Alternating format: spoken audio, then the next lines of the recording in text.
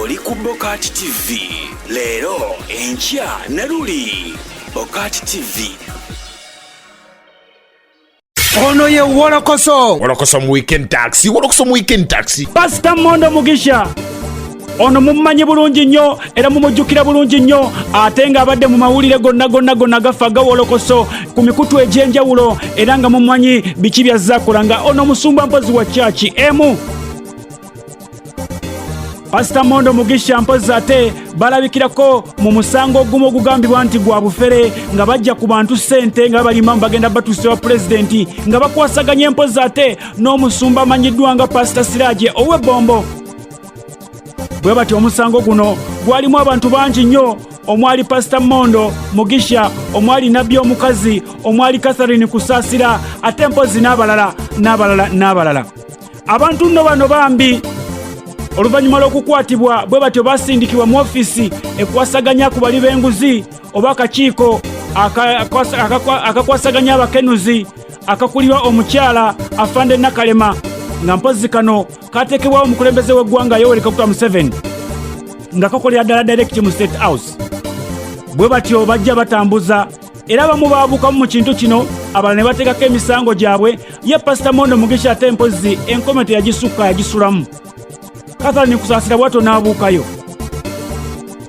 Wowulirira bino ng'emisango gibadde kyagenda maaso n'okunoonyereza ate mpozi ye Pastor Mondo Mugisha eggwanga lyattu Uganda amaze okubeera mpozi ng'aliddukamu nga kigambibwa mbu waliwo bamunoonya okumutta nga beerimbise mu kubeera nti bakola n'Afande Nakalema wabula nga basoose muwa ddiiru nti singa abaagikkiriza bagenda kubeera nga bamuggyako emisango egimuvunaanwa. Wabula Pastor Mondo Mugisha agamba nti ebintu bye bamugambe binene nnyo tasobola kubeera mpozi ng'ate abikola. Bw'atyo yasazeewo nga akozesa amagezi agamuweebwa banywanyi be n'asalawo adduke era nga wowulirira bino ali mu ggwanga lya South Africa naye ng'okugenda South Africa bw'atyo kigambibwa mbu yayise Nairobi Kenya n'alinnya nakkirira Soodi. Bw'atyo ng'ali eyo mu nnyonyi ng'akasita ategedde nti ennyonyi etuuse mu bbanga yalikodinze eddoboozi n'aliweereza omukulu Balamu Baruhagale ng'amugamba nti eddoboozi lino limpere omukulu Yoweri Kaguta Museveni ategeere lwaki nadduse sadduse mu bubi nawabula abasajja banoonya baagala kunzita.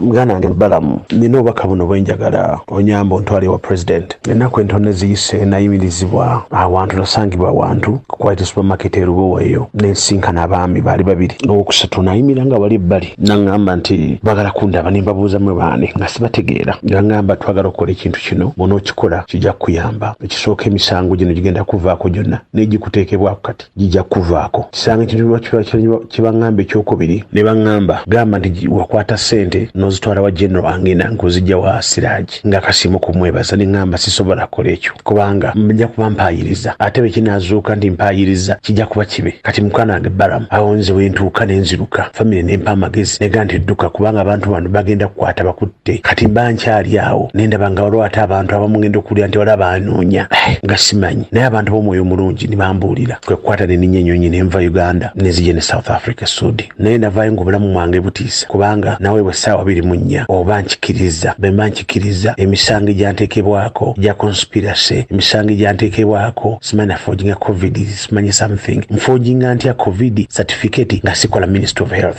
ng'ate ne ku dashboard bagambibwa nti kwendi eya system. Lwaki tibabuuza ba system lwaki banoonya nze naye ebyo byonna bijja kuzuuka amazima. Naye nsaba na Uganda nsaba ne president mukubire omulanga ntagendeko mu ofisi ya Afande Nakalema. Afande Nakalema talina buzibu naye waliwo abantu abamuliko waliwo omwami gwe bayita wangambire twamita Kakuuka bakawuuka simumanyi tandaba nko naye ndoza tantufuuzanganyangako naye baŋŋambye nti ye akwata n'asindikira mukyala weeri bonna bali mu justice yemu. You can imagine omwami akwata n'asindikira oli n'agamusala omusango. Kati bino babiŋŋambye olwo ne babimbunyumiza abaami bali ne baŋŋamba ng'omanyi nti Kawuka mukyala we deputy wa DPP ne mugamba simumanyi mukyala we n'agamba kati kazi kankubuulireko mwami Kawuka bw'amala okukwata era yakuteekako ebisango bino yalagira bakwate simanyi bayi consultant bamala agamba mukyala we n'amukubira essimu nanga ni fayiro eyo iteeke mangu mu kooti olwo process n'etandika. Nga bw'omanyi Pastor Mondo Mugisha musajja mukkiriza nnyo era mpozi nga musajja muwaguufu omulabo omubiri munene naye bw'atyo amagezi agamba gakyamubuze mutatidde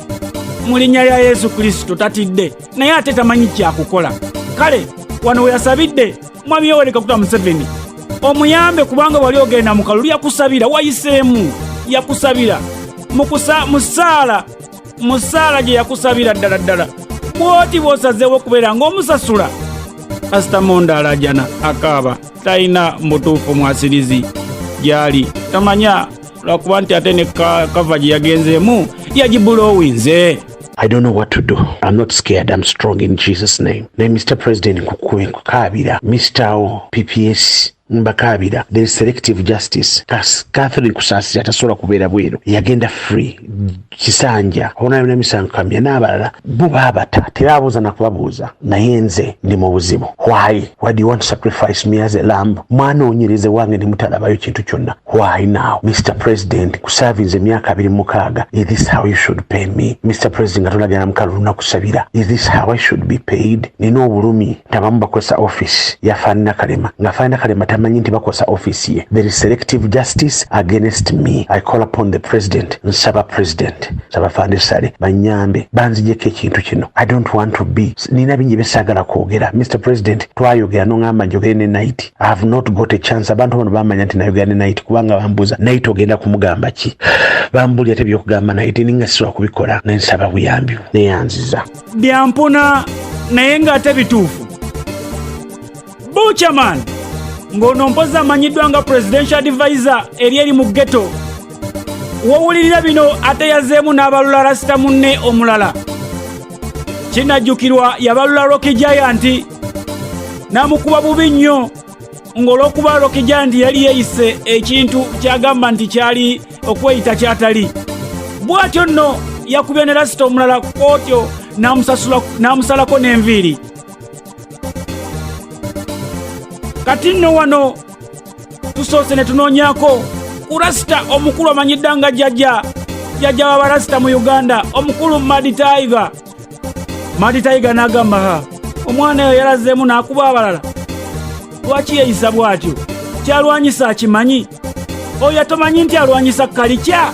Anti yenze Madi Tiger mtoto wa Afrika jjajja abayimbi era azzeemu okukola ebyamazalawo. Luli yakuba Rocky Giant n'ankabya amaziga ensi yonna yakiraba. Naye kati bwe kiba bwe kityo nga tayingiridde culture kuba Rastafarian si ddiini. Rastafarian culture kyovula nti ne mu Bwakabaka bwa Buganda era ne bogenda mu masire kasubwa lya abakyala abakadde abarasita kuva ndowooza ne bakwata Muteesa ne bamma mu Wangangusa okuva ne kwolwo bafuuka barasita. Eno nno okitegeera ja